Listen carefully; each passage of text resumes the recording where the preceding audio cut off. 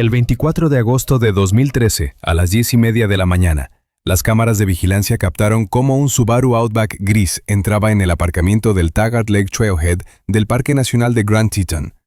Martha Stevens, de 48 años, y su hija María, de 22, salieron del coche, revisaron su equipo y se dirigieron hacia el Cañón de la Muerte. Fue la última vez que se las vio en estado normal. En el coche cerrado, la policía encontraría sus teléfonos móviles y documentos, abandonados como si las mujeres supieran que no volverían. Exactamente 385 días después, en una oscura grieta a 4 millas del camino, los geólogos encontrarían a las dos criaturas que una vez habían sido Martha y María, pero lo que verían haría estremecerse incluso a los rescatadores experimentados. El 24 de agosto de 2013, la mañana en el valle de Jackson Hole era fresca y clara, típica de finales de verano en Wyoming. Ese día iba a ser el comienzo de un nuevo capítulo en las vidas de Martha Stevens, de 48 años, y de su hija María, de 22. Martha, propietaria de una pequeña pero exitosa empresa de catering, era una mujer con fama de controlar cada detalle de su vida. María, recién licenciada universitaria, luchaba por superar los efectos de una depresión prolongada. Su viaje juntas al Parque Nacional Grand Teton estaba planeado como un intento de arreglar una relación difícil que se había deteriorado tras el difícil divorcio de Martha. Sin embargo, en lugar de una reconciliación, el viaje se convirtió en el comienzo de uno de los casos más misteriosos de la historia del parque. A las 8:15 de la mañana, las cámaras de vigilancia exteriores de la tienda Peak Performance Outfitters captaron su coche, un Subaru Outback gris, entrando lentamente en el aparcamiento. La grabación, que más tarde sería revisada cientos de veces por los detectives, mostraba a las mujeres saliendo del coche. Su comportamiento llamó inmediatamente la atención de los investigadores. No parecían turistas relajadas deseando dar un agradable paseo. Sus movimientos eran bruscos y tensos. Dentro de la tienda, las cámaras las captaron cerca de las estanterías con equipos de navegación. María, vestida con una ligera chaqueta polar, cogió de un estante un detallado mapa topográfico de la zona del Cañón de la Muerte y 3 bombonas de gas para un quemador portátil. En ese momento, Martha Stevens estaba de pie junto a la caja registradora. El video muestra claramente a la mujer mirando constantemente hacia la puerta principal, como si esperara ver a alguien o comprobara si la estaban observando. Pagó en efectivo, aunque, como se supo más tarde, llevaba varias tarjetas de crédito con límites importantes en la cartera. A las 8:40 salieron de la tienda y subieron al coche. A las 10:30 de la mañana, su Subaru cruzó la entrada del aparcamiento al inicio del popular sendero del lago Taggart. Esta zona suele estar abarrotada de visitantes, pero a juzgar por la facturación de sus teléfonos móviles, las mujeres no pensaban quedarse en las zonas concurridas. La última señal de sus teléfonos se registró a las 11:40, cuando se adentraban en el parque, hacia el escarpado y rocoso macizo conocido como Cañón de la Muerte. Después de eso, la conexión se cortó. La alarma se dio solo 4 días después. El 28 de agosto, cuando Martha y María no se pusieron en contacto a la hora prevista, el exmarido de Martha se puso en contacto con la policía. Conocía a su exmujer como una persona de una puntualidad excepcional. Si ella había dicho que volvería a las 8, entonces incluso 5 minutos de retraso serían una anomalía. Esa tarde, los guardas del parque llegaron al aparcamiento del lago Taggart. El Subaru gris estaba en el mismo lugar donde lo habían dejado 4 días antes. El coche estaba cerrado y los neumáticos estaban intactos. Cuando la policía abrió el coche, encontró cosas en su interior que hicieron que el caso pasara instantáneamente de turistas perdidos a desapariciones sospechosas. En el asiento trasero, pulcramente doblados, estaban los teléfonos móviles de las dos mujeres, y en la guantera estaban sus carteras con todos sus documentos y dinero. Para una persona moderna, dejar atrás un teléfono antes de una excursión de varios días en plena naturaleza no tiene sentido. Incluso en ausencia de red, los teléfonos se utilizan como cámaras o linternas. El hecho de que los medios de comunicación e identificación se dejaran en el coche apuntaba a un escenario terrible. O bien las mujeres planeaban una caminata corta y fueron víctimas de un accidente en las primeras horas, o bien alguien, o algo, las obligó a deshacerse de todo lo que las conectaba con el mundo exterior antes incluso de entrar en el bosque. La operación de búsqueda comenzó al amanecer del 29 de agosto y duró 12 días. En ella participaron más de 50 rescatadores, voluntarios y equipos caninos especializados. Los perros siguieron el rastro cerca del vehículo y guiaron con confianza al equipo de búsqueda hacia lo más profundo del bosque, pasando por el lago Taggart y subiendo más alto hacia los afloramientos rocosos. El rastro conducía a una bifurcación de senderos cerca del lago Phelps, el lugar donde termina la cómoda zona turística y comienza el territorio salvaje e incontrolado. Fue aquí donde se produjo un suceso que ninguno de los adiestradores de perros pudo explicar lógicamente. Los perros, que antes caminaban confiados, se detuvieron de repente y empezaron a dar vueltas en su sitio, gimiendo y apretándose contra el suelo. El rastro no se disipó, como ocurre cuando sopla el viento o la lluvia. Se desprendió al instante, como si las mujeres de aquel lugar simplemente se hubieran evaporado en el aire o hubieran sido levantadas por alguna fuerza desconocida. Helicópteros equipados con cámaras termográficas sobrevolaron el Cañón de la Muerte durante horas, escaneando cada metro cuadrado de la superficie. Pero las densas agujas de pinos centenarios y el complejo terreno con numerosas cuevas y fisuras hicieron que las búsquedas aéreas fueran casi ineficaces. Los equipos de tierra peinaron las laderas, arriesgando sus vidas sobre rocas resbaladizas, pero no encontraron ninguna prueba física de la presencia de las mujeres, ni envoltorios de barritas energéticas, ni guantes perdidos, ni rastro de un incendio. El 10 de septiembre de 2013 se dio oficialmente por terminada la fase activa de la búsqueda. La dirección del parque se vio obligada a admitir su derrota ante los elementos. El caso se reclasificó como persona desaparecida, y las fotos de Marta y María aparecieron en el tablón de anuncios de personas buscadas, junto a otras que habían sido raptadas por el cañón. Sin embargo, uno de los guardas forestales que inspeccionó el coche el primer día se fijó en un detalle que no figuraba en el informe de prensa oficial, pero que le obsesionó. En el nuevo mapa topográfico que María había comprado en la tienda y que al parecer se había llevado consigo, porque no estaba en el coche, había un sector marcado con un rotulador rojo antes de comprarlo, en la muestra del escaparate. Y este sector estaba en una zona donde los turistas normales nunca van voluntariamente. Ha pasado exactamente un año. En las oficinas de la oficina del sheriff del condado de Teton, los expedientes sobre la desaparición de Marta y María Stevens se cubrieron de una capa de polvo, convirtiéndose en otro asunto pendiente que solo se mencionaba durante los informes anuales. Incluso los investigadores más optimistas perdieron la esperanza de encontrar a las mujeres con vida antes de las primeras nieves de 2013. Los expertos en supervivencia afirmaron unánimemente que era imposible sobrevivir al duro invierno en las altas llanuras sin equipo ni provisiones de alimentos. Para el mundo, se convirtieron en fantasmas, parte del oscuro folclore del Cañón de la Muerte.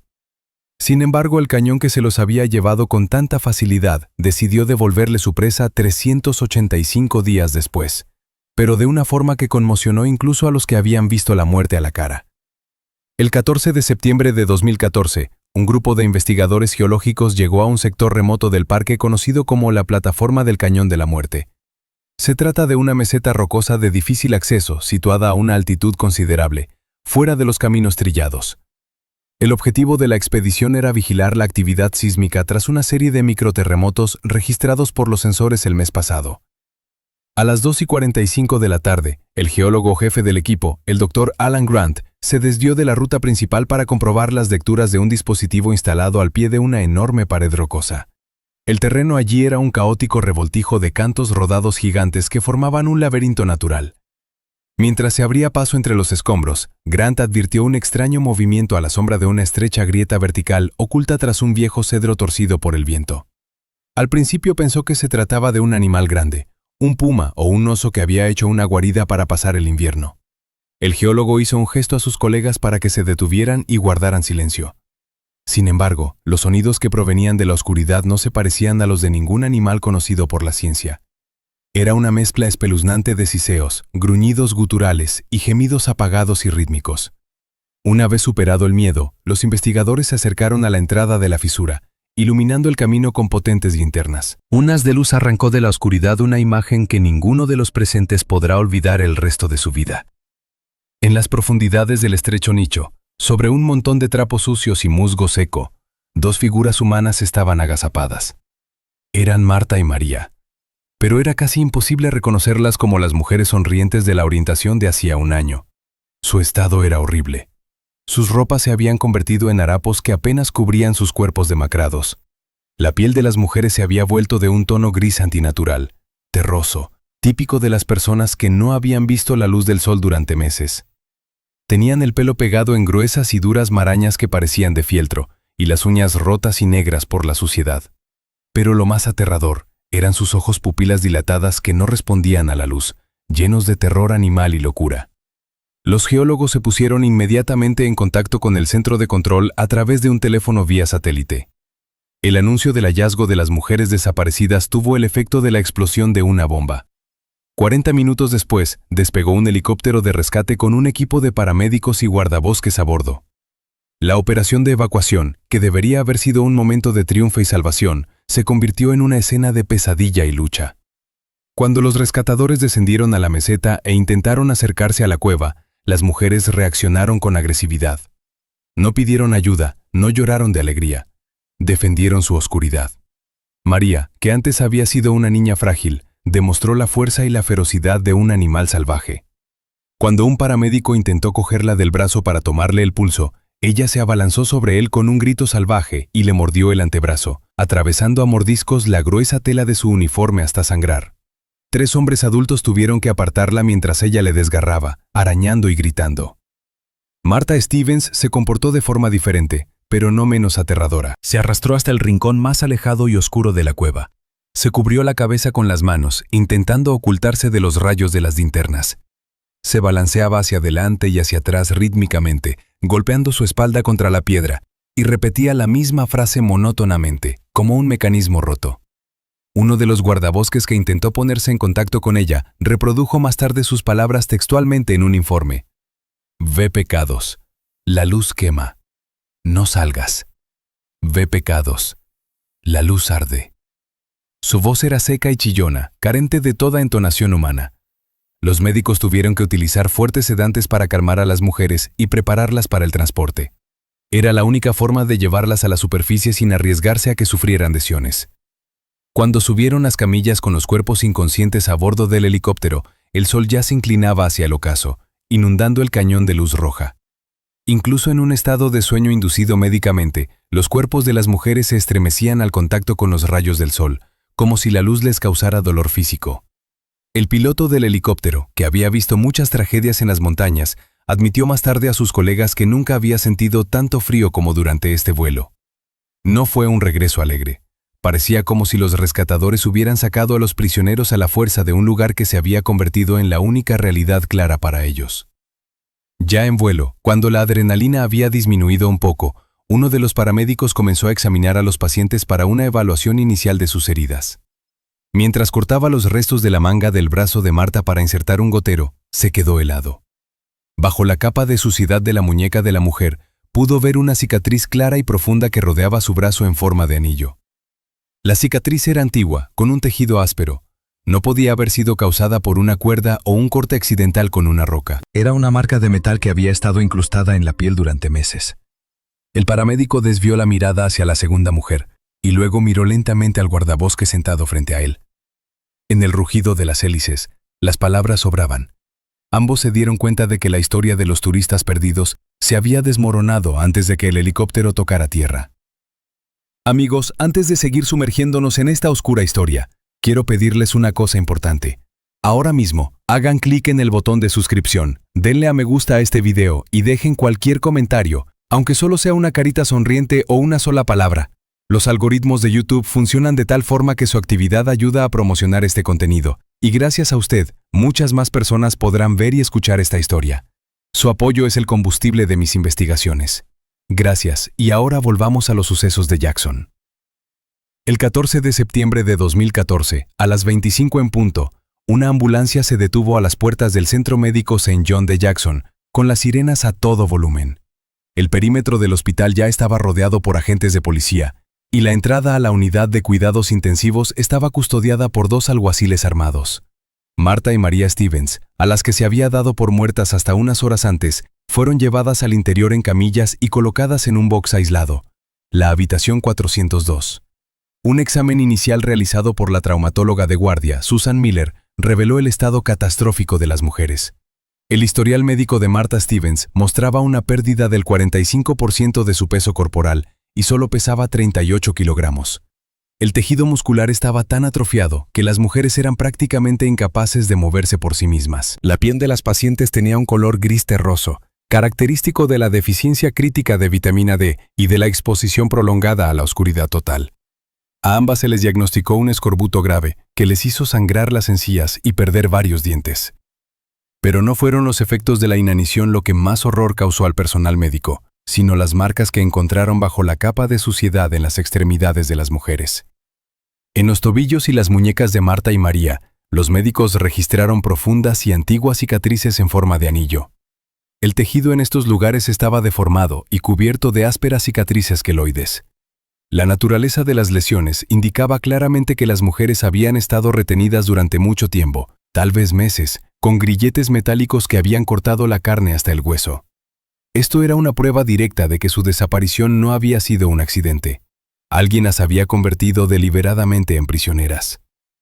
El 16 de septiembre, 48 horas después de la hospitalización, se pusieron sobre la mesa del médico jefe los resultados de un detallado análisis toxicológico de la sangre.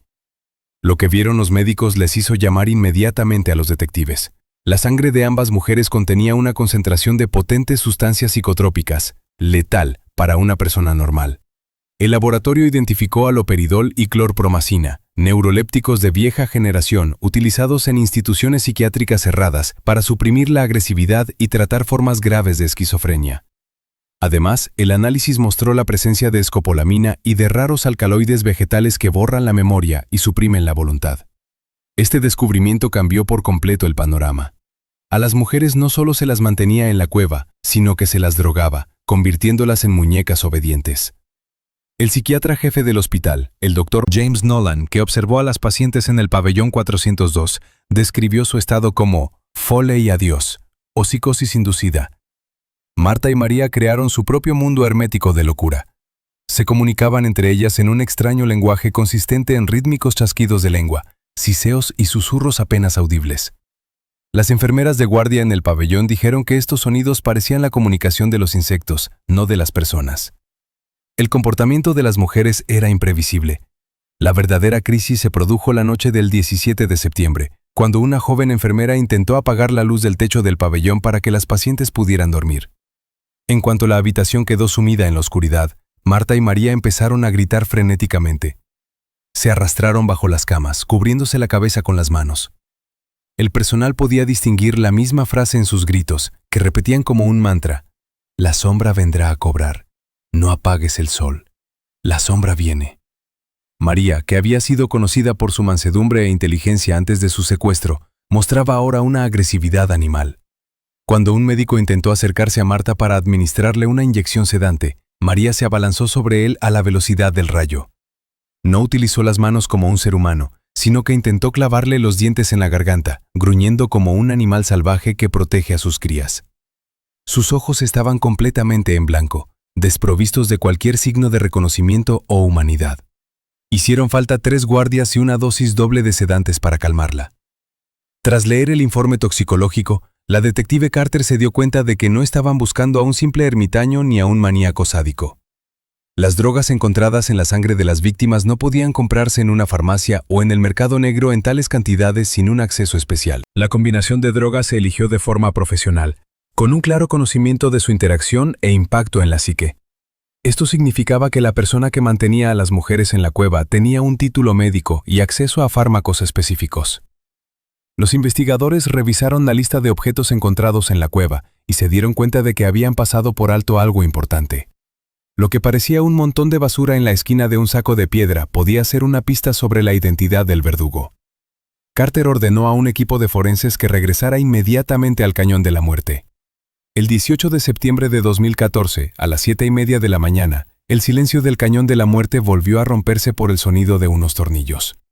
Esta vez no fue un avión de rescate, sino un helicóptero de transporte pesado el que llevó a la meseta rocosa a un equipo ampliado de científicos forenses y agentes de la Oficina Federal de Investigación. Tras recibir los impactantes resultados toxicológicos, se hizo evidente que la cueva donde se encontraron las mujeres no era solo el escondite temporal de un ermitaño loco, sino el escenario de un crimen cuidadosamente planeado. La detective Carter, que dirigía el equipo, tenía la corazonada de que el examen inicial, realizado a toda prisa durante la evacuación, había pasado por alto algo crítico. Y estaba en lo cierto. Lo que a primera vista parecía un caótico montón de rocas en las profundidades de la cueva, tras una inspección más minuciosa con potentes reflectores, resultó ser una hábil imitación. La pared del fondo, cubierta de una capa de polvo y musgo artificial, era falsa. Se trataba de una estructura de madera contrachapada reforzada y espuma de poliuretano, pintada para que pareciera granito con tanta profesionalidad que incluso los guardabosques más experimentados pasaron de largo sin darse cuenta del truco. Cuando uno de los forenses accionó una palanca oculta disfrazada de saliente de piedra, parte del muro se apartó silenciosamente sobre bisagras engrasadas. Lo que los investigadores vieron tras este tabique les silenció durante varios minutos. No era una cueva. Era un búnker de alta tecnología dotado de una meticulosidad maníaca. La habitación, de unos 15 metros cuadrados, tenía un suelo perfectamente plano, cubierto con una solera de hormigón y paredes revestidas con paneles insonorizantes. El aire era seco y fresco, con un ligero olor a ozono y alcohol medicinal. En un rincón, un generador inversor de fabricación japonesa zumbaba suavemente, conectado a un sofisticado sistema de ventilación que se conducía al exterior a través de microscópicas grietas en la roca. A lo largo de una de las paredes había estanterías metálicas llenas de raciones del ejército y conservas de primera calidad. Filas de latas de carne guisada, verduras y fruta estaban alineadas con precisión geométrica, etiqueta a etiqueta. Según los logistas, estos suministros bastarían para que una persona viviera durante al menos 3 años de completa autonomía. Pero no fue la comida lo que llamó la atención de los operarios. En el centro de la sala, bajo una brillante lámpara quirúrgica LED, había una mesa de operaciones. Era un auténtico equipo médico de accionamiento hidráulico, con sujeciones de cuero para brazos y piernas y un sistema de drenaje de fluidos. Cerca, sobre una mesa de cristal, brillaba un conjunto de instrumentos quirúrgicos, escalpelos de distintos tamaños, pinzas, jeringuillas y ampollas con marcas que normalmente solo se ven en los departamentos de anestesia. Todo estaba esterilizado y listo para usar. Este lugar no era una prisión en el sentido habitual. Era un laboratorio. Y los sujetos que había en él eran personas vivas. La inspección de la zona habitable del búnker confirmó la corazonada que había surgido en el hospital. Alguien más vivía aquí. En la esquina opuesta a la sala de operaciones había una cómoda cama plegable con un colchón ortopédico, un pequeño escritorio y una silla ergonómica. En una percha colgaban batas de laboratorio limpias y trajes de protección. Este tercero se creó un ambiente confortable, observando el sufrimiento de las mujeres a través de un sistema de cámaras de video que se mostraban en monitores. El dueño de este submundo era prudente. Los forenses, al tratar las superficies con un polvo especial, descubrieron que todas las mesas, los mangos de las herramientas e incluso los botones de los aparatos habían sido limpiados a fondo con una fuerte solución química. Había destruido sus huellas dactilares, sin dejar patrones papilares. El análisis del polvo y los escombros demostró que había abandonado el refugio muy recientemente, probablemente entre el 10 y el 12 de septiembre, solo unos días antes de que los geólogos encontraran a las mujeres. No había huido presa del pánico, había evacuado de forma planificada, cubriendo sus huellas. Sin embargo, incluso el plan más perfecto puede fallar. Sobre su escritorio había un portátil seguro de estilo militar. Su cable de alimentación subía por un sistema de agujeros en el techo hasta unos paneles solares camuflados en la ladera exterior de la roca. Al parecer, el atacante se había llevado el soporte de almacenamiento principal y había destruido los datos del propio dispositivo ejecutando un programa de borrado de emergencia. La pantalla del portátil estaba en negro, pero cuando uno de los técnicos del FBI alumbró con una linterna bajo el escritorio para comprobar el cableado, observó un objeto rectangular negro que caía en un estrecho hueco entre la pared y la pata del escritorio. Era un disco duro externo de 2 terabytes.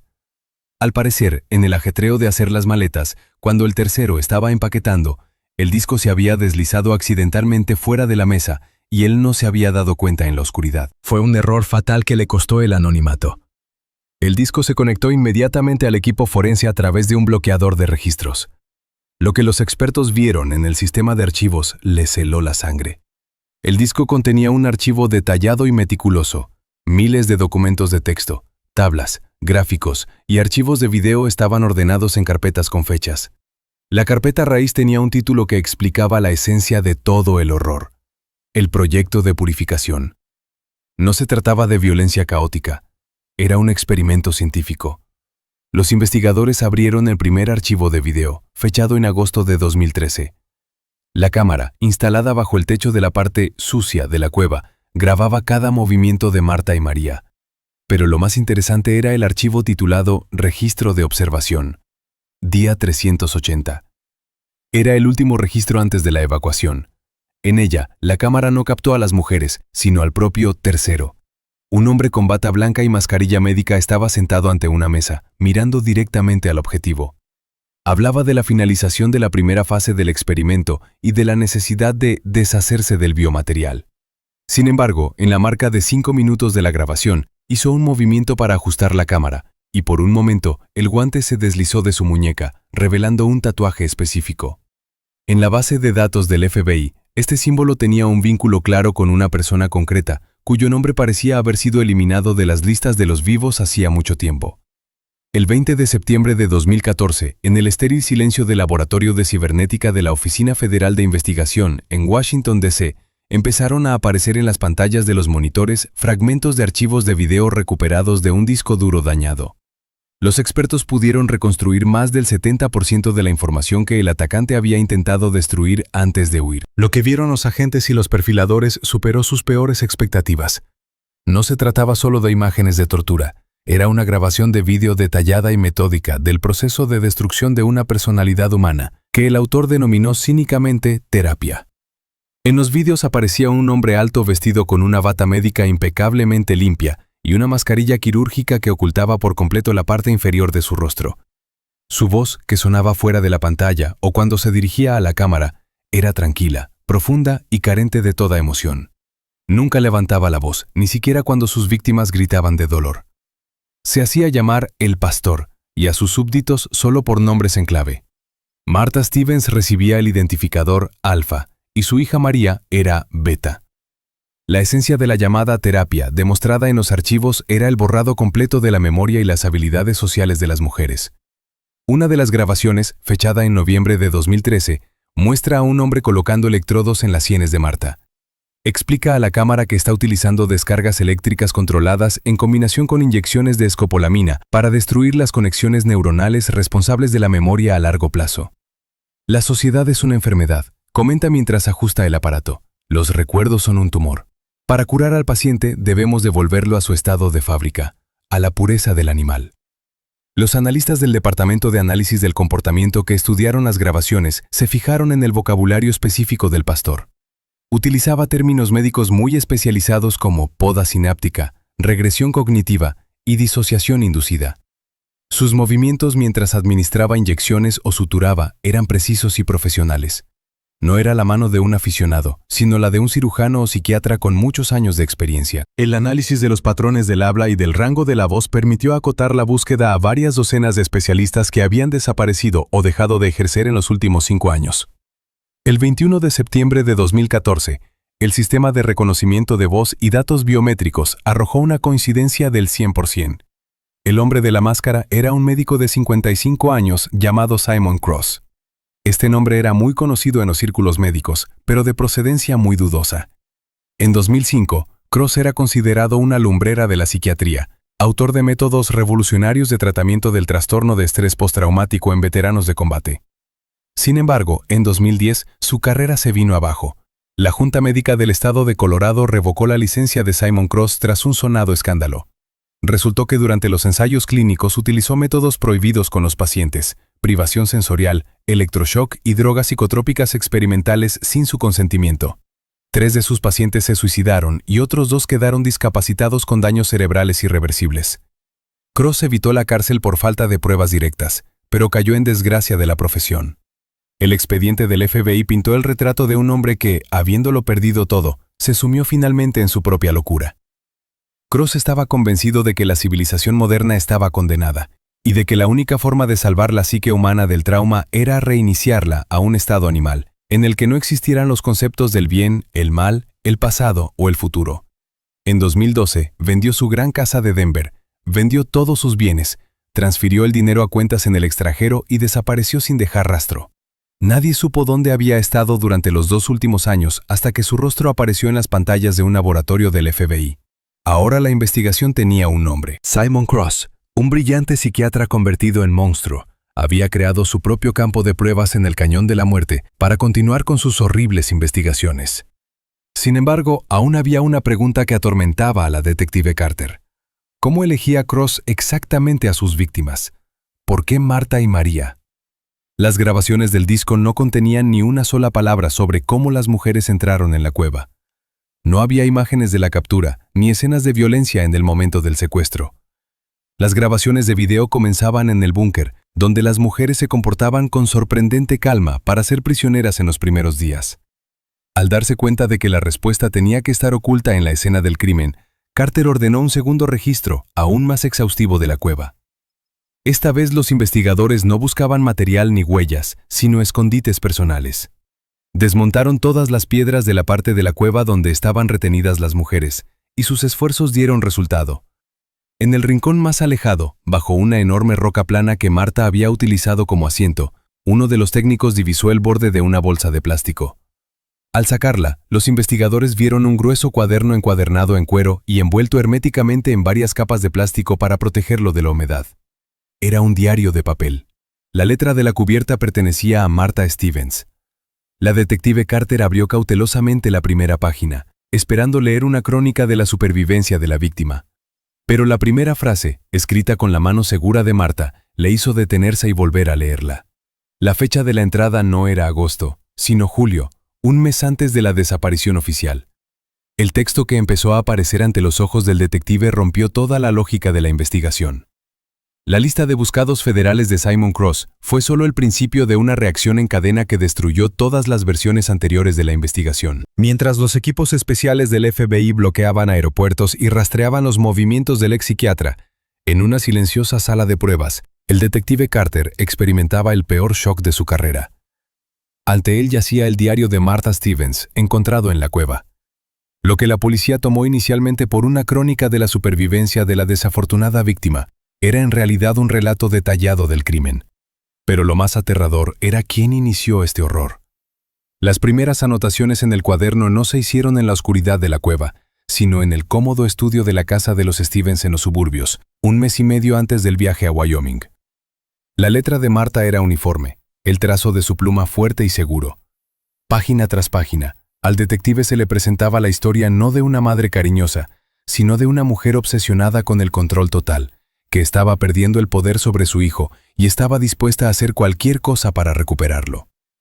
En una entrada del 10 de julio de 2013 se lee: María volvió a casa tarde, tenía los ojos enrojecidos.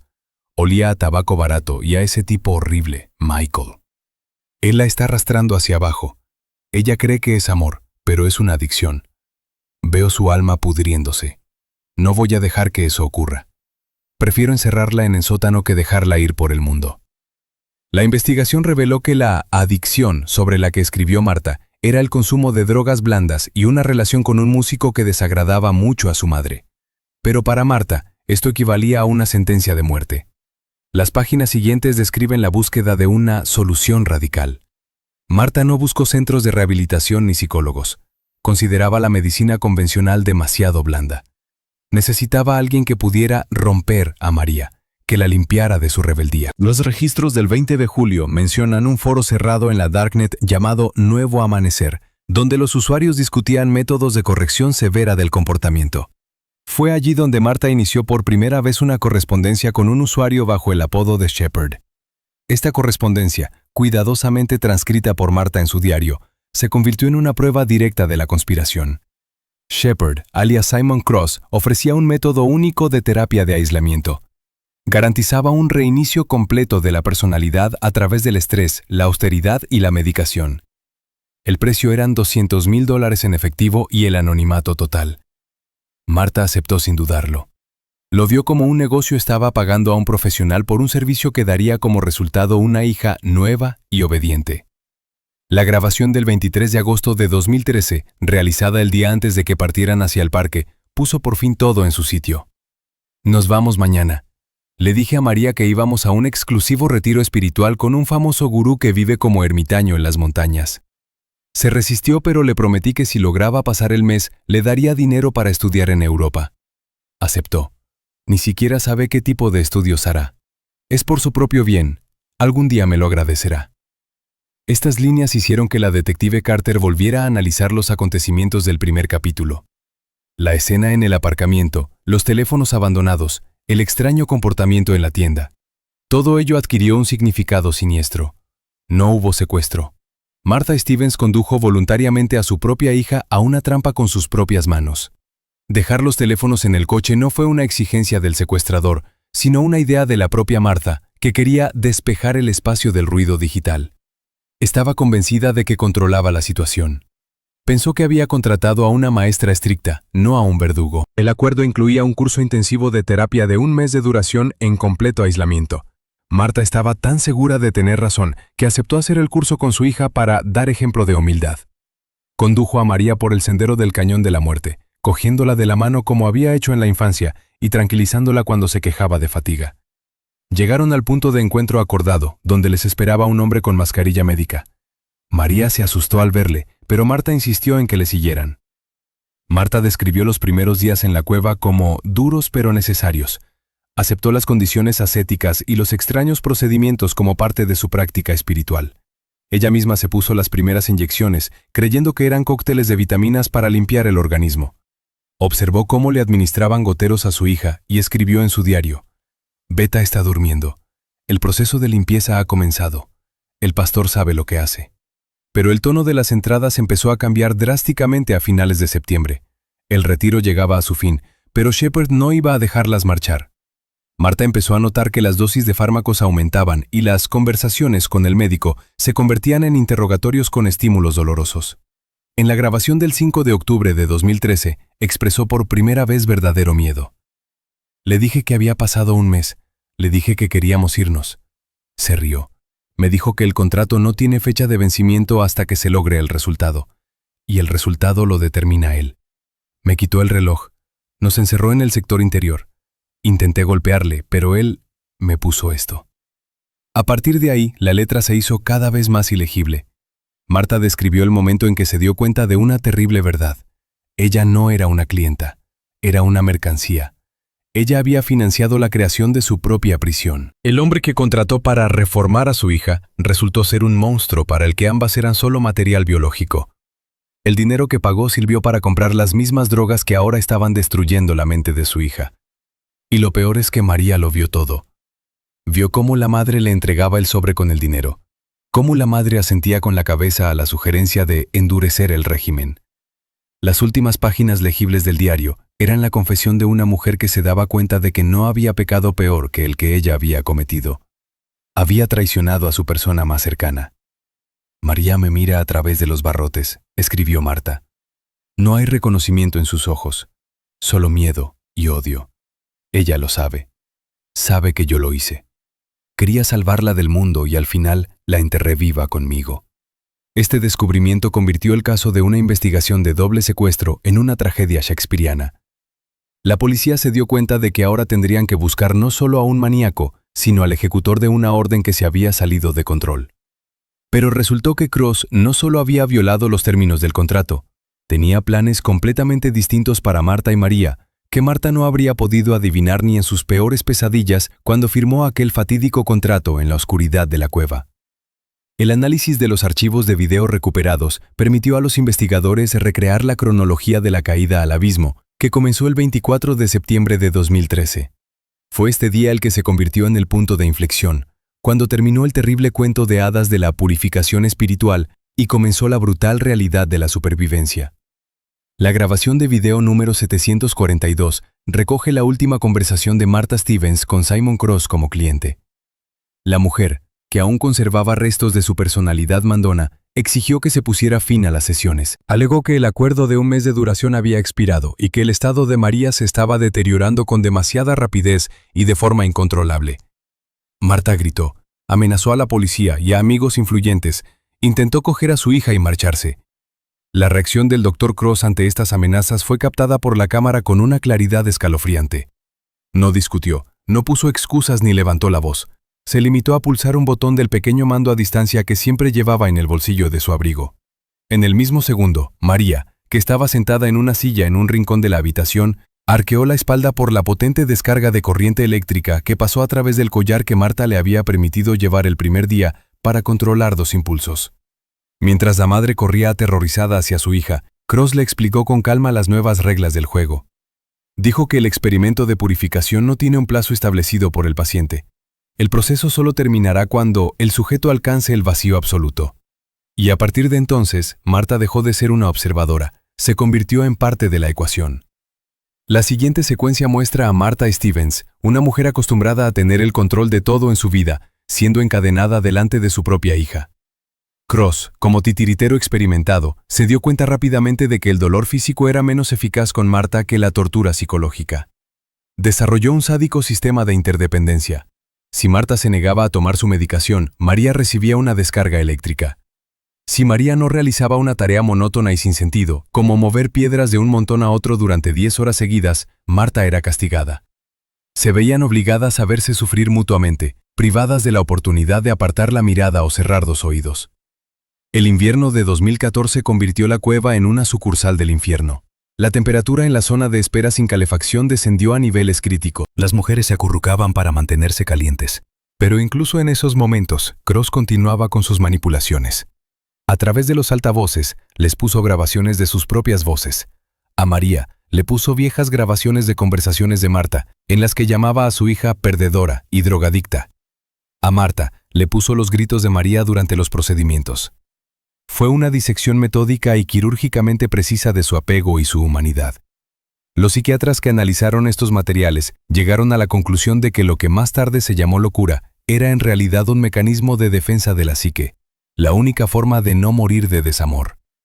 Martha Stevens no podía vivir sabiendo que fue ella, su propia madre, quien llevó a su hijo ante el verdugo y le pagó por este maltrato. Esta verdad era demasiado devastadora. Para sobrevivir, tuvo que matar a Martha Stevens en sí misma. Tuvo que inventar una nueva realidad en la que no hubiera madres e hijas, ni dinero ni traición, sino solo sombra y luz. Fue en enero de 2014 cuando su extraño lenguaje apareció por primera vez en los videos. No era solo el resultado de las drogas, era una forma de comunicarse que Cross no podía entender ni controlar. Al crear su propio mundo de siseos y chasquidos, las mujeres construyeron un muro entre ellas y su verdugo. En esta realidad ficticia, Cross dejó de ser humano, se convirtió en una sombra, una fuerza mística que no podía ser derrotada, sino solo apaciguada mediante rituales. Esto liberó a Martha de la carga de la culpa. No era ella la culpable del sufrimiento de su hija, sino una entidad sobrenatural, maligna. María, cuya voluntad se quebró primero, aceptó este juego como la única verdad disponible. En la primavera de 2014, las identidades de Martha y María fueron finalmente borradas. En sus diarios de audio, Cross celebró triunfalmente la exitosa regresión a un estado primitivo. Describió cómo las mujeres perdieron la vergüenza, cómo se peleaban por un trozo de pan tirado en el suelo, cómo olvidaron sus nombres. Logró su objetivo de convertir a las personas civilizadas en objetos biológicos controlados. Pero en su orgullo, no se dio cuenta de que había creado algo más que juguetes rotos. Había creado un organismo simbiótico, unido por una locura común basada en un odio infinito y animal hacia su creador. El último archivo del disco se creó el 9 de septiembre de 2014. En él, Cross parecía preocupado.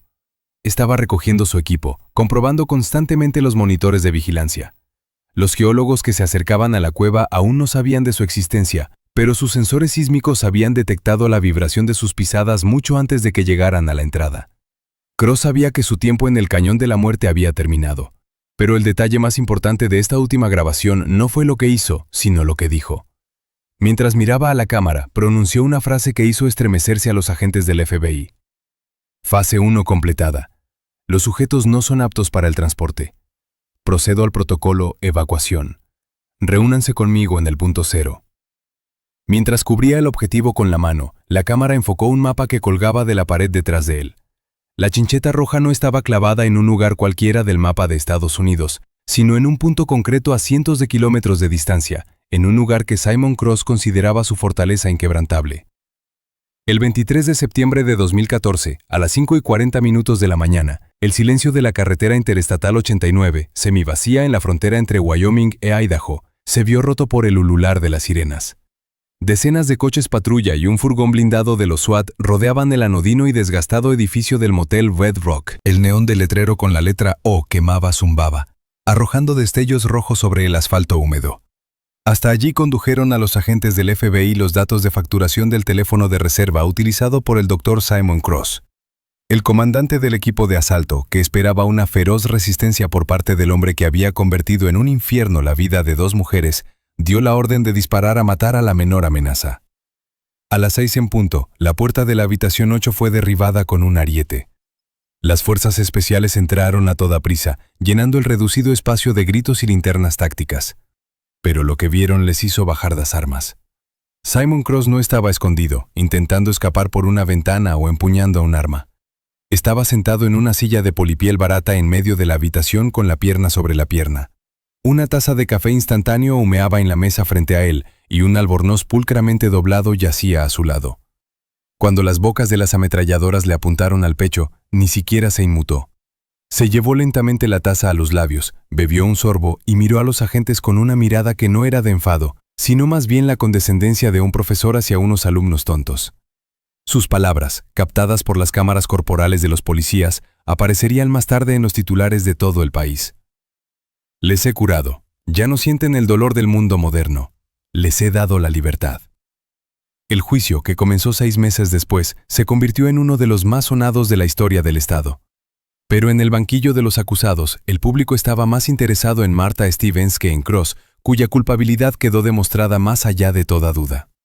El diario de su madre, leído en voz alta por el fiscal, tuvo el efecto de una bomba que estallaba en la sala del tribunal.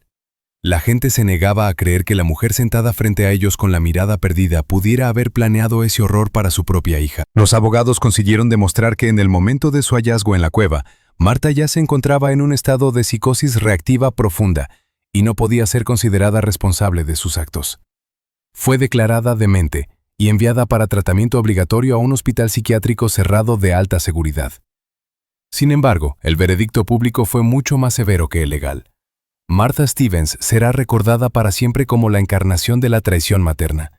Pasó el resto de sus días en régimen de aislamiento, mirando fijamente a la pared y susurrando el nombre de su hija, que nunca acudiría a ella. Para María, el camino de vuelta fue largo y doloroso. Sus heridas físicas se curaron. Los médicos consiguieron devolverle su peso y los cirujanos plásticos eliminaron las ásperas cicatrices de los grilletes de sus brazos y piernas. Pero el alma de la niña se desgarró mucho más que su cuerpo. Cuando María supo la verdad sobre el papel de su madre en su secuestro, experimentó una segunda conmoción que casi la rompe por completo. Renunció oficialmente al apellido Stevens, cambió su nombre y cortó todo contacto con su vida pasada. Han pasado 5 años. Una joven llamada Ann vive en un pequeño pueblo de la costa de Oregón, donde llueve a menudo y hay poco sol. Trabaja en los archivos de la biblioteca local, donde se valora el silencio y apenas habla con nadie. Sus vecinos la consideran extraña pero inofensiva. Parece bastante normal. Va a la tienda, paga sus facturas, lee libros en el parque. Ninguno de ellos sabe que esta mujer es la misma Beta de la cueva del Cañón de la Muerte. Pero todas las noches ocurre lo mismo. Cuando el sol se oculta bajo el horizonte y la habitación queda sumida en el crepúsculo, Ann no enciende la luz. Se acerca a la ventana y la cubre con una gruesa tela negra para que no entre ni un solo rayo de luz de la calle. Luego se sienta en un rincón detrás del sofá, donde está más apretado y oscuro. En la oscuridad total, su postura cambia. Sus hombros se elevan, sus músculos se tensan como muelles listos para saltar. Sube las rodillas hasta la barbilla, se rodea la cabeza con los brazos y comienza a balancearse. Un sonido suave y rítmico escapa de su garganta, una mezcla de siseos y chasquidos, un lenguaje que solo entienden 2 personas en el mundo.